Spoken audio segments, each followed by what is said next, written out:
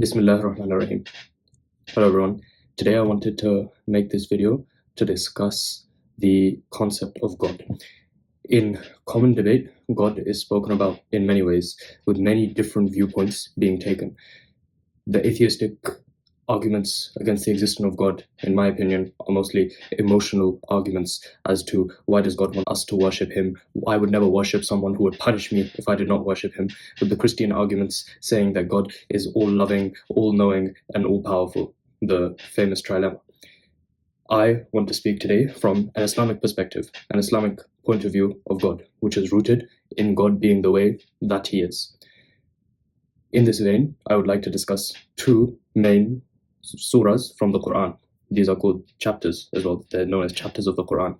The chapters that I will be discussing are chapters 112 and 114. Chapter 112, Surah Ikhlas, known as the chapter of sincerity, seems to directly antagonize the Christian worldview through Islamic polemic. In this way, it starts off with the Prophet being told to proclaim that, say, God is one. Pretty simple, right? The word used in Arabic, however, is not as simple as the translation makes it seem to be. The word used is ahad. We can say a lot of things are one, right? I can have one water bottle on my desk right now to my right hand, and we would say that I have one water bottle. But colloquially, we use one in many different ways. For example, when people find a romantic partner, they say, I always knew you were the one. Now, obviously, there's not just one person, right? But we're referring to the unique characteristics of that person and how they align with our own to form the one that we love. In this way, ahad in Arabic is used.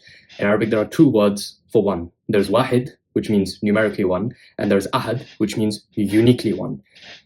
In this way, God is described as being uniquely one. There is nothing like him. He is the one. This is why the Quran also says and orders us not to present any sort of analogies from ourselves towards God. For example, in many cultures, in my culture as well, where I'm originally from, it is said that God loves us more than 70 mothers. Well, the simple question to that is, even one mother wouldn't send you to hell if you don't worship her. So it doesn't line up. This is why it's really important to remain in the root of revelation, because reason can help us bring an ought, right? God ought to exist. But it tells us nothing of what he actually wants. We can use the Aristotelian argument from movement to necessitate a prime mover, or the Kalam cosmological argument to necessitate a necessary being. But when it comes to the actual person of God and what he wants from us, well, Muslims claim he wants us to pray to him 5 times a day. Is that necessarily necessitated from his necessary beingness or his primary moverness? Not at all. God is uniquely one in the surah.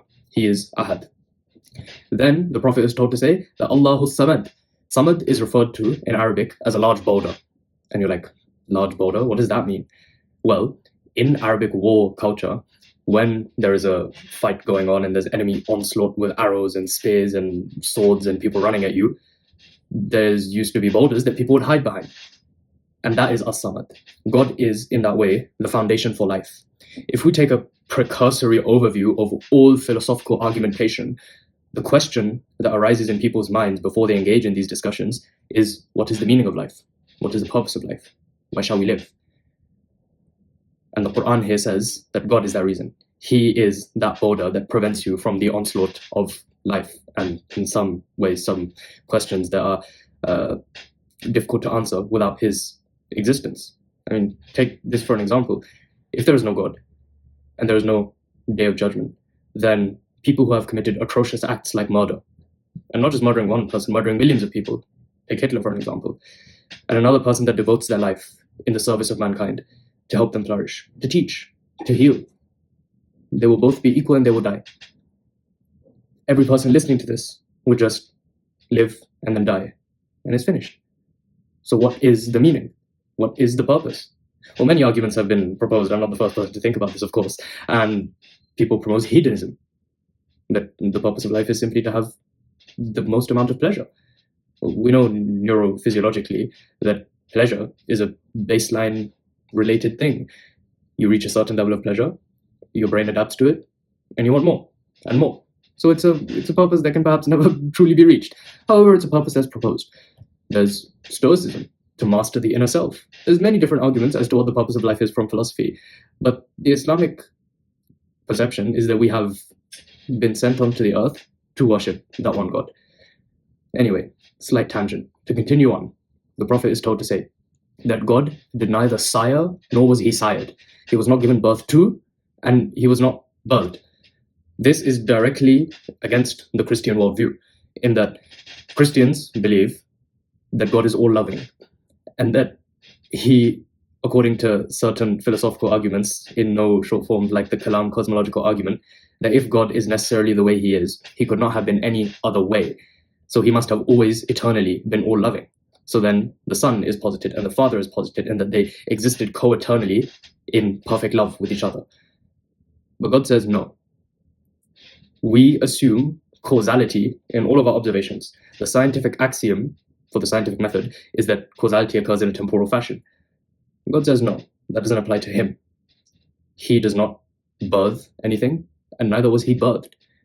And one might say that that's just proposing a definition of God that we cannot understand. Well, who said God is something that we can understand? In another surah of the Quran, it is said that God is the first and the last, and he is above and he is below. He is neither temporally bound nor spatially bound. So this is in direct antagonism to the Christian worldview that God came down and inserted himself in time and space. وَلَمْ يَكُنْ لَهُ كُفُوًا أَحَدٍ. And there is nothing at all, the same word here, ahad, uniquely one is used, that is equivalent to God, which further emphasizes the Quranic point that do not present similitudes to God from yourself. There is nothing like God. Our relationship to God cannot be analogized in any other way other than what he tells us that relationship is like. So that's the first chapter I wanted to discuss. God is uniquely one. He is the eternal refuge. He was not birthed, and neither does he birth. And there is nothing at all equivalent to him. This answers so many dilemmas that people present towards God, arguing about his dictatorship style or his lack of compassion to people who do not believe. All of these things are answered in this chapter of the Quran. The next chapter, which I believe answers the atheistic worldview perhaps a bit more directly, if interpreted in this way, is chapter 114, the last chapter of the Quran. This is called the chapter of mankind. The Prophet is told, he is told to seek refuge, to seek safety in the Lord of mankind. Now the word used is Rabb. This can be translated loosely towards Lord or even Master. Now, the question arises simply that who said God is my Lord or he is my Master? Well, for now, God said it himself. What is his lordship like? What is his masterhood like? That's answered in different places of the Quran where God's mercy is extrapolated in greater detail. Not going to be discussed right now. But God is our Lord and our Master in that he can set laws and he can assign punishments for not following those laws and rewards for living in accordance with them. He is the Lord and he is the Master.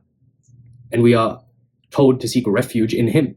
We can seek refuge in epistemic ways and ontological grounding in so many different philosophies, but the final place of refuge is within the Lord and Master of all mankind. He is Malikin Naas, he is the king of mankind. In this way, God is further describing his masterhood and lordship, that he is our king.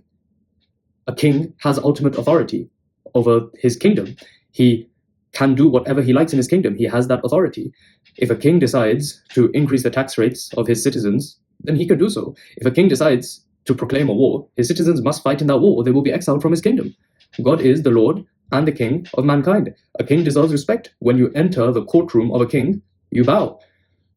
Of course, to our modern sensibilities, this is very alien because we don't have many kings that we are in direct contact with in that way. Of course, there's kings in the Middle East, and we have kings here, and we have a king here in Britain as well. But the respect, in a way that an ancient king would have had, is perhaps not as apparent to us.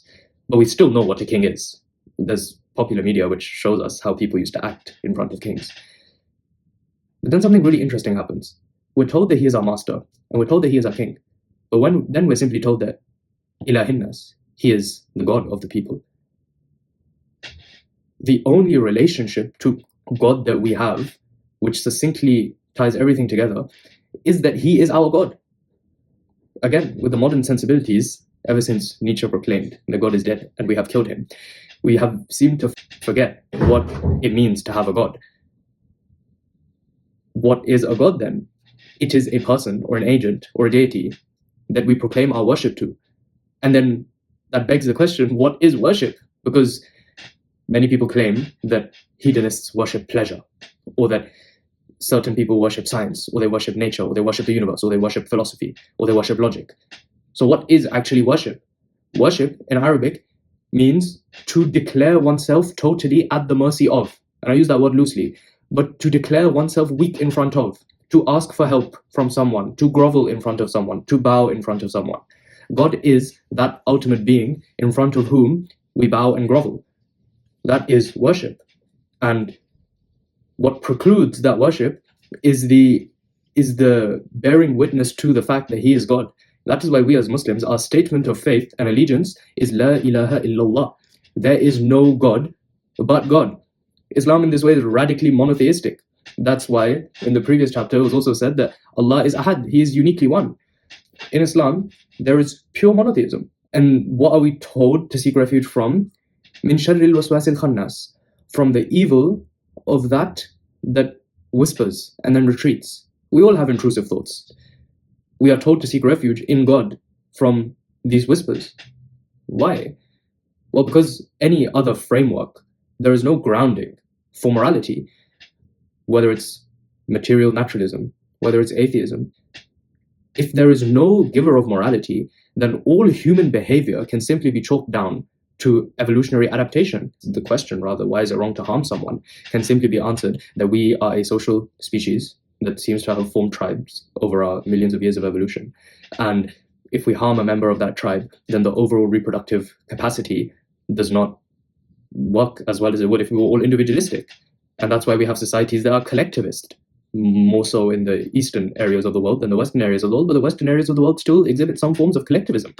Here in the UK, we have the NHS. We help each other out. We have government salaries given to those that cannot work. There is still that evolutionary drive for not harming other people, rather helping them so we can all survive and reproduce better. Let's make it even better. Let's say anyone watching this video was becoming the president of the United States of America, and they had really good intentions. They had amazing policies. They were going to turn around the financial state of the world. They were going to help all homeless people and end poverty and end world hunger. But there's one human being, some random person living in Florida or Texas, and they spread gossip about this person trying to become president. Such horrible gossip, maybe an illegal act that they did when they were really young. Maybe they made a mistake, maybe they harmed someone. Now, would it be wrong for that president to end the life of this person? Well, if we take a utilitarian view, if we're ending world hunger and poverty and homelessness, and there's one person who's not even telling the truth, they're just lying about something that happened, it's just gossip, why would it be wrong to end this person's life? From a utilitarian perspective, I mean, I can't think of any answer. From a hedonistic perspective, well, you're going to increase the pleasure of a lot of people by removing their pain and creating the potential for pleasure as well. So maybe we can kill him. It is when God says and commands that no, one life is equivalent to all life on the planet, and killing it is like killing all of humanity, and saving one is like saving all of humanity, that we realize that no, every human life has a value, and we cannot simply kill them. Everything has an ordered way of occurrence. If this person is lying, then prove that they are lying. But this can only occur in a society that actually values truth. This whisperer is further spoken about in the chapter. He whispers into the hearts of mankind, into the breasts or chests of mankind, referring to the heart. And this does not mean that the heart is the seat of consciousness necessarily, although we are very unsure of the hormonal and neuronal links between the cardiac tissue and the central nervous system. We all know about the gut health microbiome and how it affects the way that we are thinking. There was an interesting experiment done on judges in the Middle East, and it was shown that if they had not eaten before they passed a ruling of whether to give the inmates parole or not, the largest determining factor was whether they had had a meal beforehand or not. If they were hungry, the inmate was not given parole. And if they were satiated, the inmate was given parole. So these things affect our choices in many ways, and unless we have a standard of morality, then justice itself disintegrates. And these whispers that we get, sometimes we don't even know that we are being influenced by them. That's why we are told to seek refuge in God from them. And these whispers under Islamic theology, the last verse is from the jinn and the mankind. Islamic theology or Islamic epistemology posits another creature that has free will, and these are the jinn. I have never seen a jinn. I don't know what a jinn is, but what I do know is what God has told me about them, that they are another creation that has free will. But men also whisper in the hearts of other men. Perhaps that president's advisor tells him that no, if you are to become president, then you must end this person's life. So in this way, God is described to us in Surah Ikhlas and Surah Naas. And we are told that he is not a mother, he is not a father. He is uniquely one. He is the eternal refuge. He did not give birth and was not given birth to. There is no equivalent to him. He is the Lord, the King, and the God of mankind. And it is in him that we seek refuge.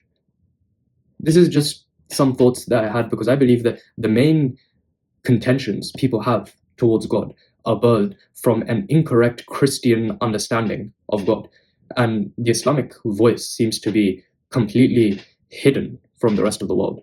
So these were just some contemplations. My name is Ahmed Shoaib. I'm a medical student at the University of Oxford, and I just wanted to share a couple of thoughts that I've had about the actual person of God. Thanks for watching.